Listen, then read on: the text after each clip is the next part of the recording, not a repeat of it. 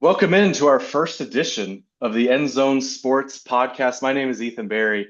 Happy to be joined by our president, Dana Hanson, today. And this is Dana, thrilled to have you on. This is going to be our first of hopefully many podcasts. And this is just something I threw to you and Tony a few weeks ago and said, hey, would this interest you guys? And you were thrilled. So we're going to look to get a number of different guests on and have this podcast up on a semi-regular basis for folks, help our brand, help the engagement amongst owners, help the brand uh, with people outside of the company. So a little bit about me. I'm one of the owners. I'm in East Raleigh. I know I've got a couple other guys in my area as well. Got started last year. So I came over from Amazon. It's been about almost probably 10 to 12 months for me at this point. So um, yeah, so this is what I have a ton of podcast experience. So this is something I was telling Dana, I just gotta use it somehow. And so hopefully this will be a good form of content for you guys to enjoy. But yeah, Dana, appreciate you hopping on. And so I told you beforehand we were gonna start with something light. Give me one takeaway from the NFL draft last month. What was one thing you walked away from and you were like, that really caught my eye?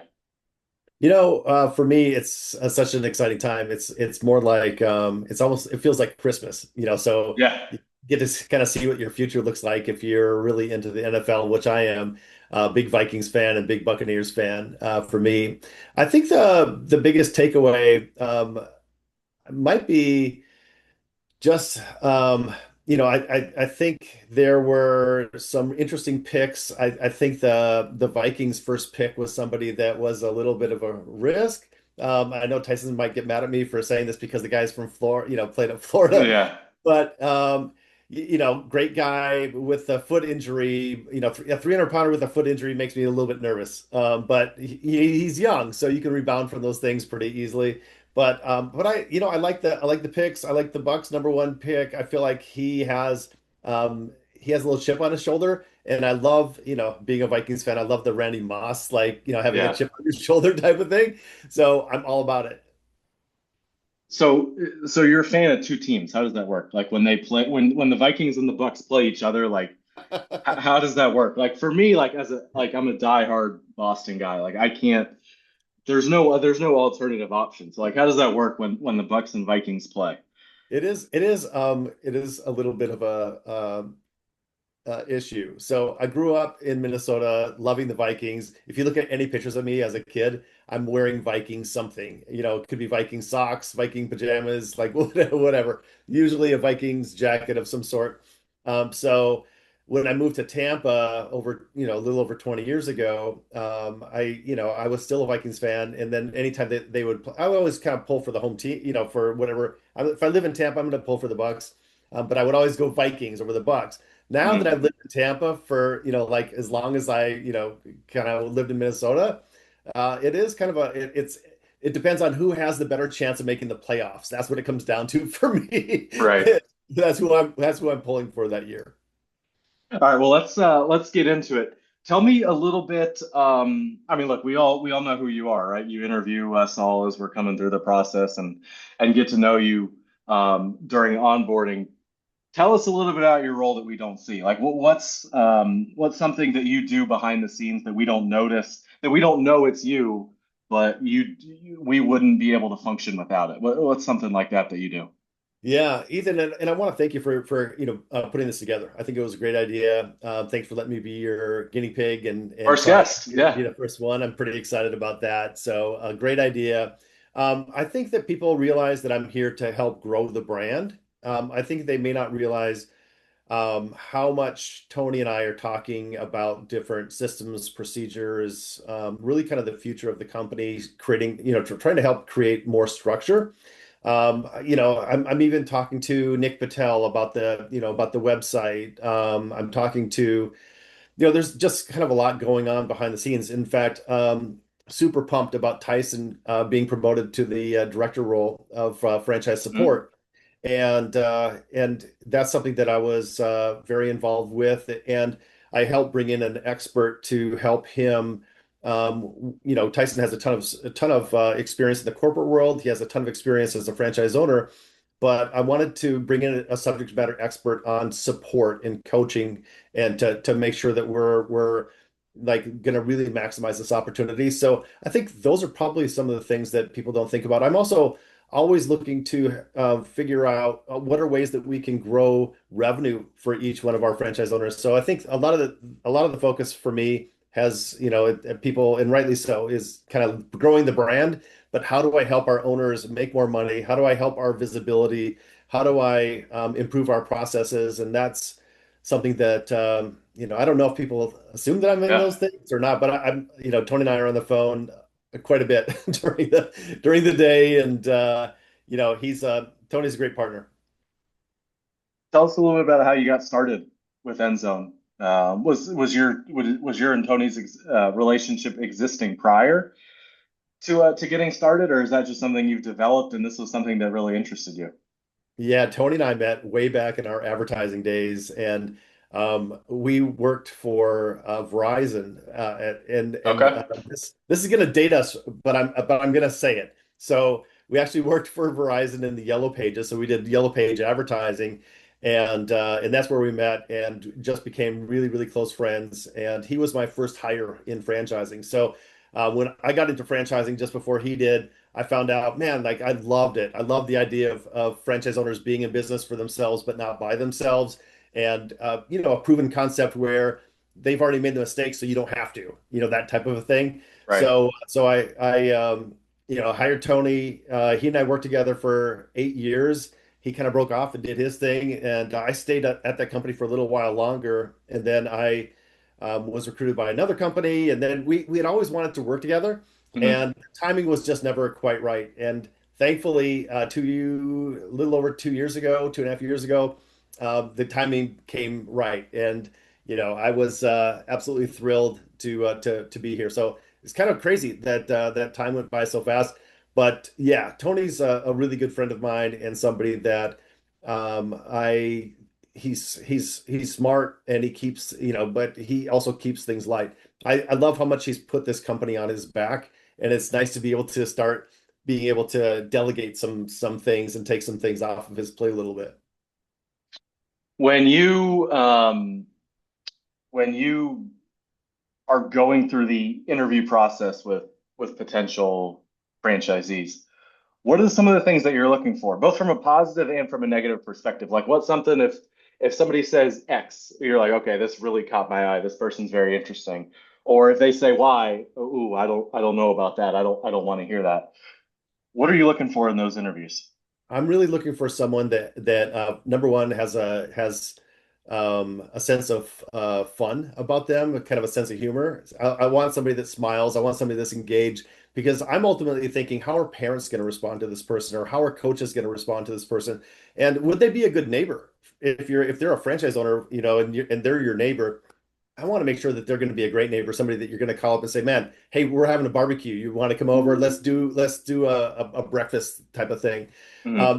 So I get really excited when people show me who they are and stop kind of, like holding their cards too tight to the vest, and not really showing me who they are. Like I want to see their personality, because and obviously I want people that are coachable. So you got to be likable, you got to be coachable, and have a sense of fun. And if you can check those boxes, that's really really high overview. But those are the things I'm looking for. The things that concern me are when people don't smile, they don't have a sense of humor, they're too serious. Hmm. Uh, they think that they know all the answers. They're trying too hard to impress. They're name dropping. They're saying how great they are. I think people that are really great don't have to tell you that they're great. They'll, like Hmm. you'll Yeah. kind of know, what this person's all about. And so that's a concern. One thing, Ethan, that I've added even since you went through is I added a new compatibility assessment to the process, and it allows us to really get a good vision, get a good idea of what the vision is for for that franchise candidate, what they want Hmm. their business to look like, what are their strengths, what are their weaknesses, how do they handle this situation. That's really big. So the vetting process actually has gotten even tougher. And I don't know if you know this, but we actually raised the franchise fee. Okay. So The good news for that is, that means that anybody that has a franchise, the value goes up every Hmm. time we raise the franchise fee. Because if you ever want to sell your franchise, and I'm not encouraging anybody to sell their Right. franchise, but if you wanted to, it's something that's increasing in value, not going down, which is kind of a big deal. So yeah, it's becoming even tougher to be a franchise owner with End Zone Sports, and that's by design. We really only want to get the best of the best, and the people that are here, you guys are the best of the best. When you are going through the process with somebody, how long does it take you to kind of figure out like, okay, I want this person or I don't want this person? Every once in a while, I'll know on the first call, like, man, like this is somebody that was really impressive, or I don't feel like they're a good match. And sometimes I work with franchise consultants that'll recommend people to me, and I'll say, "Hey, I don't think this is the right person for us. I'm going to turn them back to you. You can maybe find something else that they might be better suited for." And it's never a knock on them. I just want to make sure that I have people that are going to be successful, because I don't want this to be something where people buy in and they're just here. I don't want this to be something where, man, you love it and you're with your people and this is your family and you have money in the bank and it's good. What um what separates getting into like current owners, like people actively, obviously, engaged in running businesses? What do you think separates, or what does it take, I guess, to get from being average to above average to elite? What separates those people?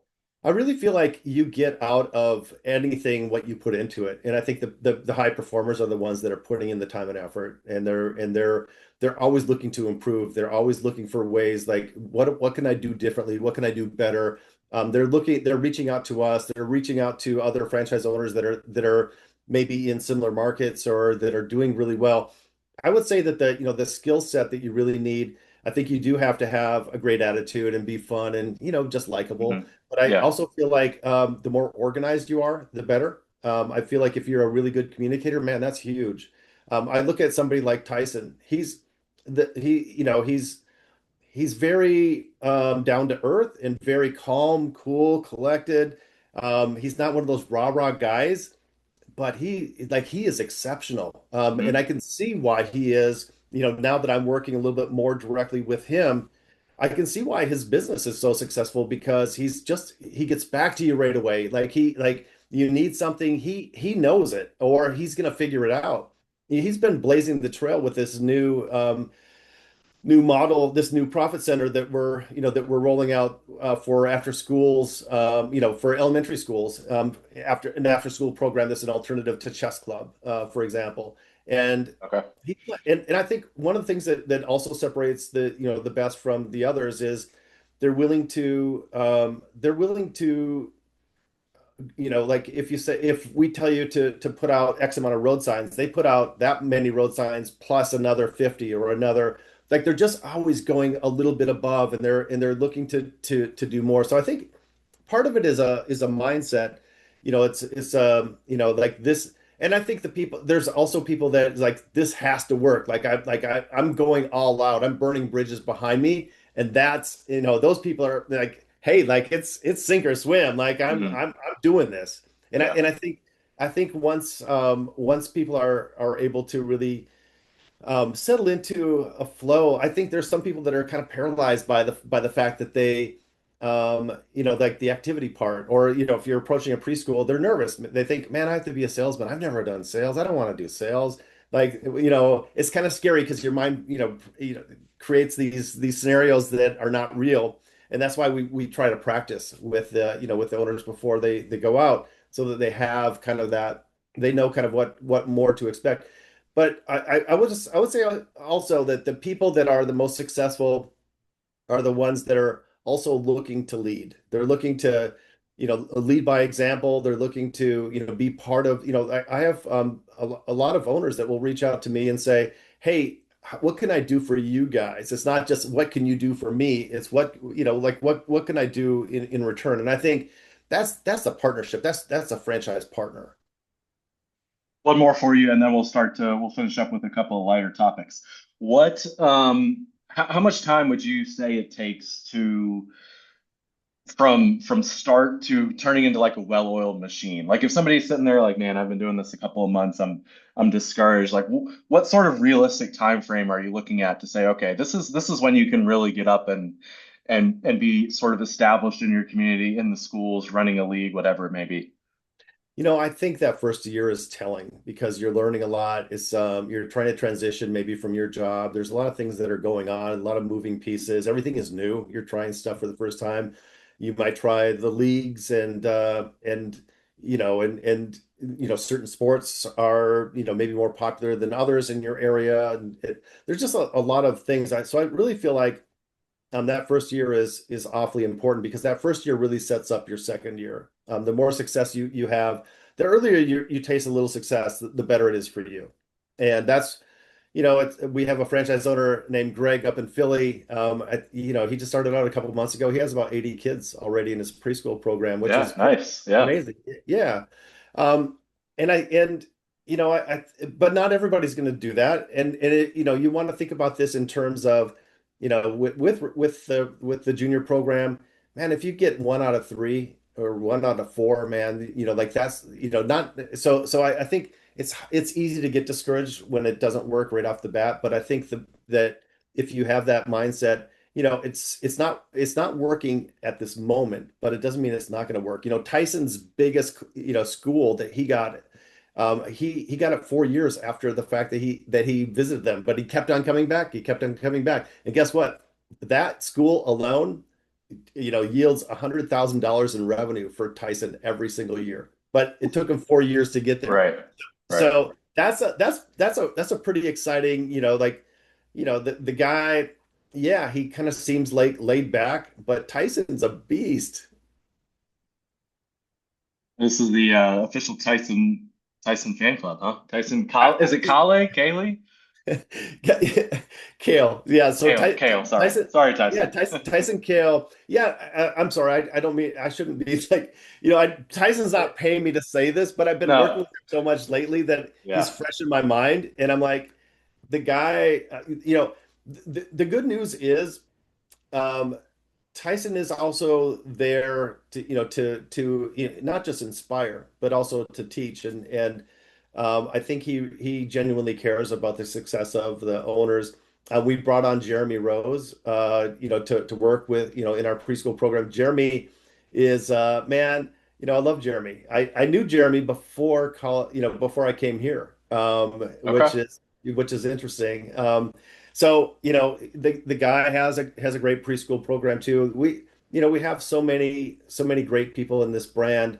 And one of the things that Tyson's doing now with the support staff, and the reason I keep on bringing up support is, your questions about like being successful and things like that. Support is a big part of that. Hmm. So, one of the things that Tyson he has a number of initiatives that he's introducing, that we're going to be rolling out. But one of the things that he's doing is creating these calls with owners that have been, maybe in business for about the same amount of time, and having like a group call and to see, hey, what's working, what's not working. Tell me about your market. I'll talk about mine, and really kind of fostering those relationships and helping our franchise owners bond in a way that they might not have in the past.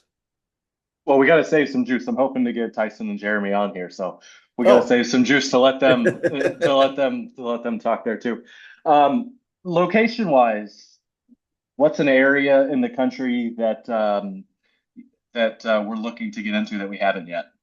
yeah, man, yeah, I'd love to have some programs in New Orleans. I think there's Okay. some Yeah. some really great, opportunities there. We just opened up New York, and we just got our first franchise in Long Island. In New Man, New York City. York is Wow. Yeah. untapped market. I'm excited about New York, New Jersey.